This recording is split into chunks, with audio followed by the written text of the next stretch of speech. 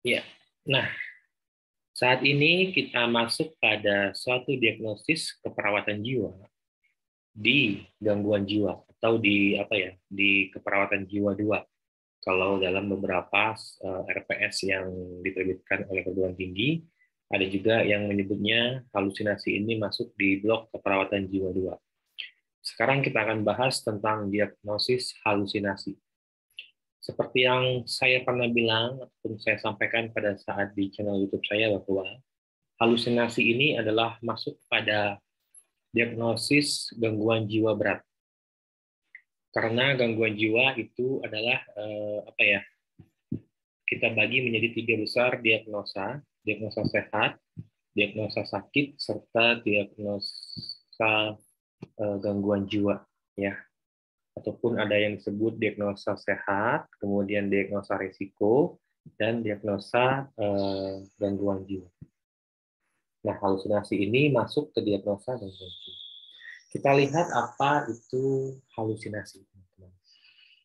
Nah, di sini pengertian halusinasi, kita lihat ya dari sumbernya, yaitu halusinasi sebagai satu tanggapan dari panca indera tanpa ada rangsangan ataupun stimulus dari eksternal. Ya. Kemudian, halusinasi juga merupakan gangguan persepsi di mana pasien mempersepsikan suatu yang sebenarnya tidak terjadi. Ya. Nah, kemudian halusinasi ya terbagi berbagai jenis, diantaranya pendengaran, halusinasi penglihatan, halusinasi penghidup, halusinasi pengecap, dan halusinasi perabaan. Nah, di sini teman-teman harus ketahui, jadi bisa saya simpulkan bahwa halusinasi itu adalah persepsi, ya, persepsi yang salah tanpa adanya rangsangan. Artinya tidak ada rangsangan apapun. Ya, misalkan contoh, saya melihat bayangan, tetapi orang sebelah saya tidak. Ya, nah seperti itulah halusinasi. Maka tidak bisa kita menyalahkan beberapa pasien menyebut bahwa itu adalah roh halus ataupun apa. Tapi sebenarnya persepsi dia yang salah. Apa yang membedakan antara dia mengalami halusinasi atau memang dia melihat roh halus? Nah, ini harus kita bahas lebih lanjut nanti di sesi berikutnya. Oke, bagaimana halusinasi itu bisa terjadi? Yang pertama, halusinasi ini masuk ke gejala positifnya skizofrenia. Nah, dari itulah menjadi pasien itu mengalami hal-hal seperti halusinasi, kemudian waham, dan lain-lain. Nah, seperti yang kita ketahui bahwa gangguan jiwa itu tidak hanya dipengaruhi oleh satu faktor, tapi multifaktor. Ya. Antara lain adalah faktor predisposisi ataupun faktor yang mendukung terjadinya proses gangguan jiwa, dan faktor predisposisi itu terdiri dari beberapa faktor, antara lain faktor biologis dan faktor psikologis, kemudian faktor budaya dan faktor lingkungan. Biologis bisa dianggap sebagai herediter atau genetik, maka salah satu faktor yang menyebabkan gangguan jiwa adalah adanya faktor herediter. Kemudian riwayat penyakit ataupun trauma kepala. Kemudian narkotika. Ya, sementara di psikologis itu adalah ada beberapa yang menyebabkannya, diantaranya riwayat kegagalan yang berulang, menjadi korban ataupun saksi dari perilaku kekerasan. Sementara di sosio, ya itu ekonomi rendah, ya banyak faktor yang menyebabkan orang menjadi gangguan jiwa. Kemudian riwayat penolakan dari lingkungan, lingkungan tidak mendukung, ataupun stigma negatif terhadap orang dengan gangguan jiwa. Kemudian pernah mengalami kegagalan ataupun hubungan sosial. Nah, sekarang kita lihat faktor presipitasi. Apa yang disebut faktor presipitasi? Faktor presipitasi ini adalah faktor yang menyebabkan terjadinya gangguan jiwa. Ya, di antaranya ada biologis, gangguan otak dalam, ya, yang mengatur informasi, abnormalitas mekanisme dalam otak yang menyebabkan ketidakmampuan dalam menanggapi rangsangan. Kemudian stres lingkungan, ya ini yang menyebabkan kadang-kadang kita pasien dengan gangguan jiwa itu mengalami halusinasi. Nah, halusinasi itu ada tahapannya, teman-teman. Yang pertama, comforting, ya. Ini yang atau disebut dengan tahap 1. Ini halusinasi bisa bersifat menyenangkan bagi pasien, cemasnya sedang. Karakteristiknya, pada tahapan ini ditandai adanya perasaan bersalah dalam diri pasien dan timbul perasaan takut. Pada tahap ini, pasien mencoba menenangkan pikiran untuk mengurangi kecemasan yang dirasakannya. Kemudian, individu mengetahui bahwa pikiran dan sensori yang dialaminya dikendalikan dan bisa diatasi. Kemudian, perilaku yang teramati ketika pasien memasuki tahap comforting ini, yang pertama, tertawa yang tidak sesuai. Bahkan, maka kadang-kadang teman-teman bisa melihat orang dengan gangguan jiwa, dia biasanya tertawa sendiri. Nah, itu disebabkan oleh halusinasi. Menggerakkan bibirnya tanpa menimbulkan suara. Kemudian, respon verbal yang lambat, diam, dan dipenuhi oleh sesuatu yang mengasihkan. Kemudian, masuk ke tahap kedua, halusinasi ini bersifat menyalahkan. Pasien di sini biasanya mengalami kecemasan tingkat berat. Apa yang ditandainya? Pengalaman sensori yang dialami oleh pasien bersifat menjijikan dan menakutkan. Pasien yang mengalami halusinasi mulai merasa kehilangan kendali dan pasien berusaha menjauhi dirinya dari sumber yang dipersepsikan.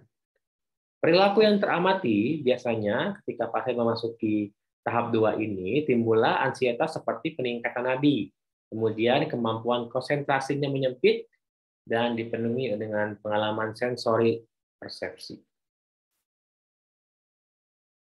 Tahap 3, controlling. Halusinasi mulai mengendalikan perilaku pasien, dan pasien berada pada tingkat kecemasan berat. Ya, ini udah mengganggu nih, tahap ketiga ini. Ya. Karakteristiknya, pasien yang berhalusinasi pada tahap ini menyerah untuk dan membiarkan halusinasinya menguasai dirinya. Di sini kadang-kadang halusinasinya sudah menguasai pasien. Dan misalkan ada yang isi halusinasinya itu menyuruh pasiennya membunuh orang, biasanya dia lakukan karena tubuh dia sudah dikuasai oleh halusinasi yang dia rasakan.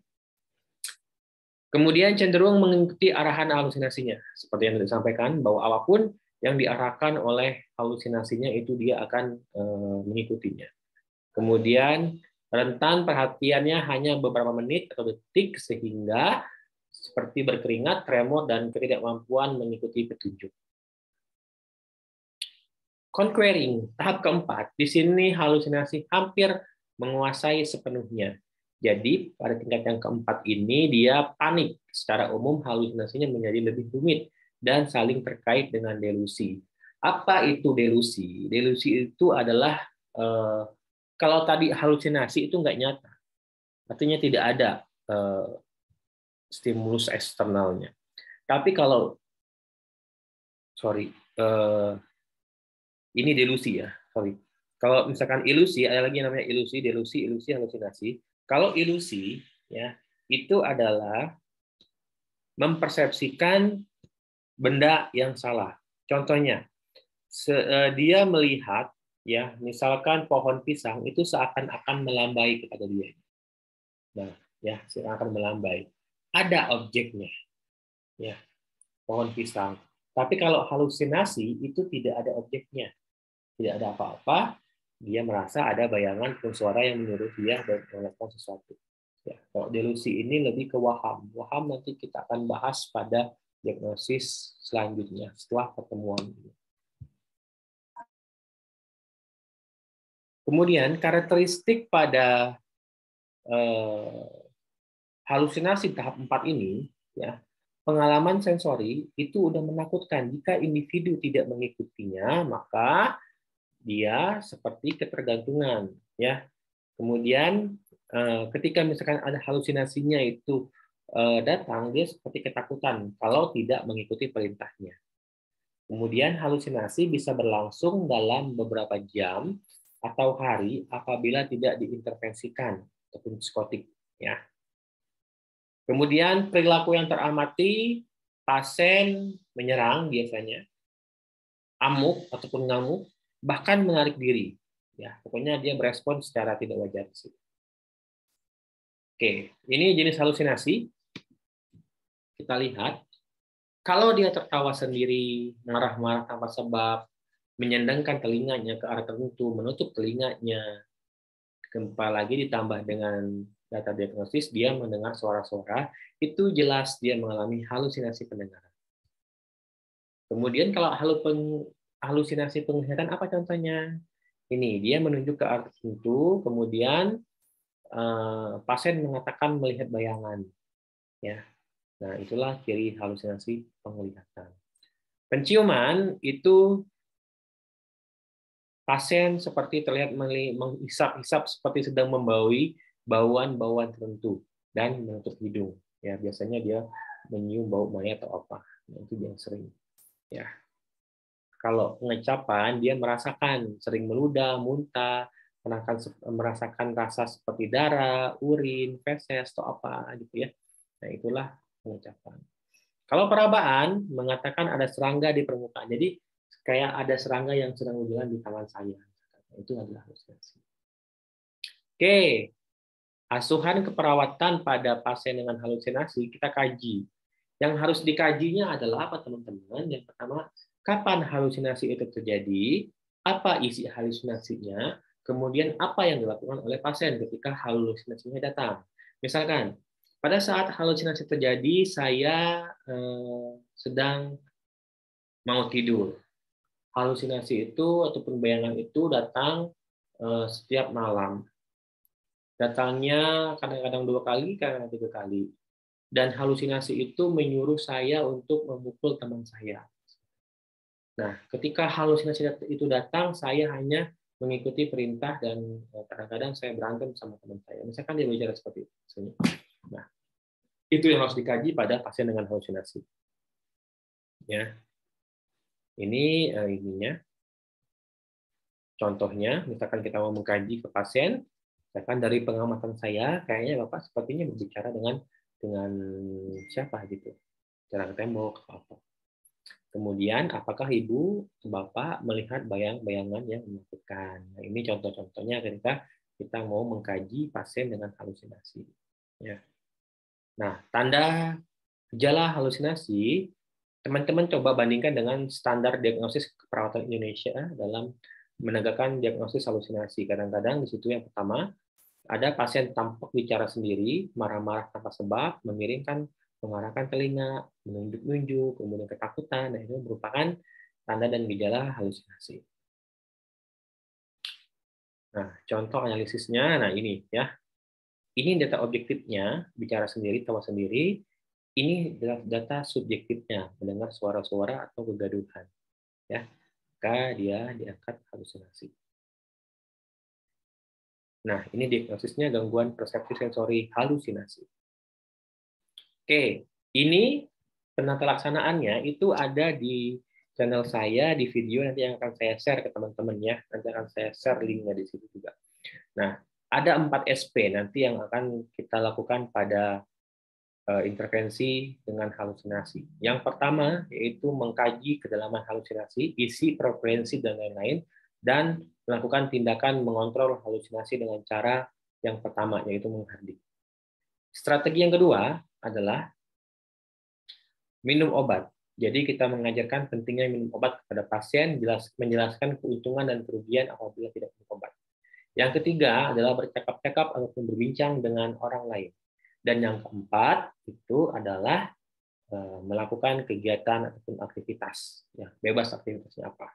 Nah, itu ada 4 ya tindakan yang akan kita lakukan pada pasien dengan halusinasi. Oke, teman-teman, itu saja penjelasan saya pengantar tentang halusinasi. Untuk intervensinya, nanti silakan akan saya share ke grup link intervensi pada halusinasi. Teman-teman bisa melihat setelah perkuliahan ini. Terima kasih. Assalamualaikum warahmatullahi wabarakatuh.